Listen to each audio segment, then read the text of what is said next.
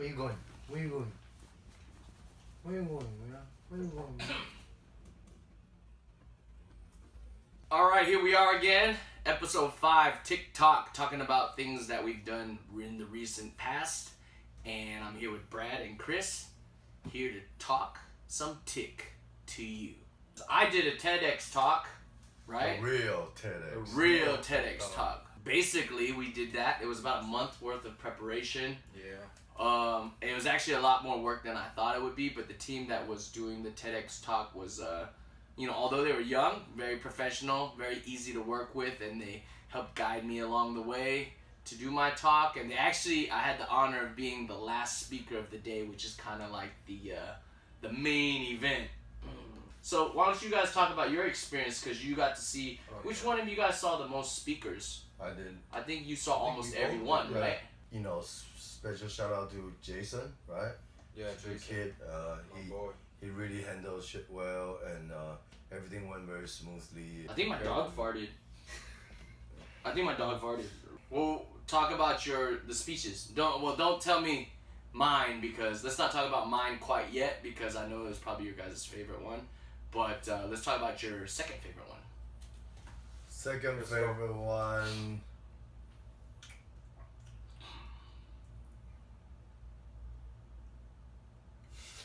It's quite flattering, that they just liked mine so much. Honestly, I really liked yours. I really like yours the most, I guess. But I guess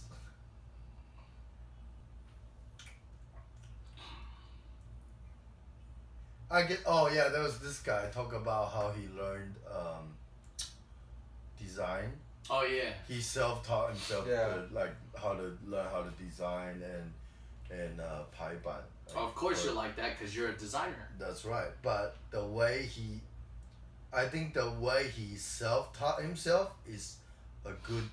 So basically, his idea is this. So, because they haven't seen the TED Talk, so I gotta explain this. So basically, his idea is that when you try to teach yourself something, you give up too easily, because you don't have to drive to practice that shit every day, right?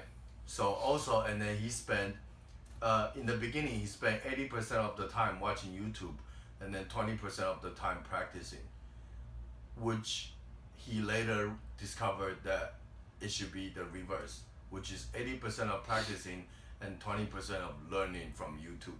And also, another tip that he provided was that, no matter what, like, you should always try new things and then figure out what you want to do in your life, because I feel that although I like drawing and design and stuff like that, I still like other things like cars and the MMA I learned recently, right? The recent years, he taught me that, right?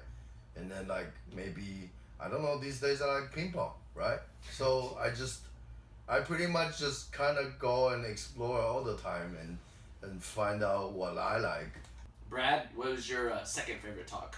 The one talking about Arabian women. I think she made a really good point when she was asking a friend of her or what? She's a good-looking lady. Yeah, you just liked her because you thought she was cute, dude. Right, the first thing after her speech was dude, that girl was hot. That's what you said to me too. I'm like, dude, stop being a homo. No, but just hear me out. It's a real TED Talk, dude. I know, but the point she made was this Arabian woman said, I don't need to be naked to be free. Yeah. And I think I was wow. Yeah, I saw that. Point made, yeah. That was a good point. That was really a good point. And the one who showed the Nike one, the Nike Banshee or something. Yeah. I didn't know that. I didn't know Nike had that either. Yeah. But they should though. I just feel I always feel like Nike should have almost everything for every race or culture. The lady talked about was there was a purpose of doing that was actually to block wind and sand. Filter the sand so you're not breathing all this dust. It actually has good functionality. Good meaning. Yeah. Well, especially in the what do you call it? The Saudi Arabian, climate and terrain where it's desert, sand, dust, wind, the storm. I don't know. It's it makes sense. So. And then also she talk about like the religion, how those people they make the pact with the God, and that's why they respect their pact. Respect the pact with God. Basically, it shows respect. They made a promise to Allah. Plus, the girl who's delivering the speech is pretty cute. That helps a lot. Like actually, I had so many points that I wanted to make, and I had a lot of other points that I actually had to take out because it began to become too lengthy. But you know, that just leaves room in the future to grow more, to do more talks. I guess not necessarily TED Talks. I mean, it could be. I'd love to do another one, but. Yeah, so a lot of messages trying to come across. So, Brad, how about you go first while Chris finds that? Don't let anyone. What do you say? What do you say in the talk? Don't let anyone dictate your life, right? Yeah, dictate your life or the choices you make. The people who kill your dreams. What he said is that people who kill your dreams are your parents, your siblings, your bosses, and coworkers, friends. Yeah. These people tell you that you can't, but you know if you can or if you can't. Just hold on to your dreams and just go for it. Well, I think for me, cause your shorts are pretty short, bro. Oh yeah, I've been working out. I wanna show my quads off. Yeah. So I think I've been living in your philosophy for 3 years. So I can understand most of your points, and I actually believe in it. The one that stands out is like, well, it's not a single message, but it's like I feel like a lot of people they are too comfortable. Just Taiwanese in general, they're like, yeah, 这样就好了啦，这样就可以了啦。哎呀，80%了，哎呀，反正装个避震器装上去，哦 ，OK，like 炒个菜哦，这样好。Like everything is like 80%. Yeah.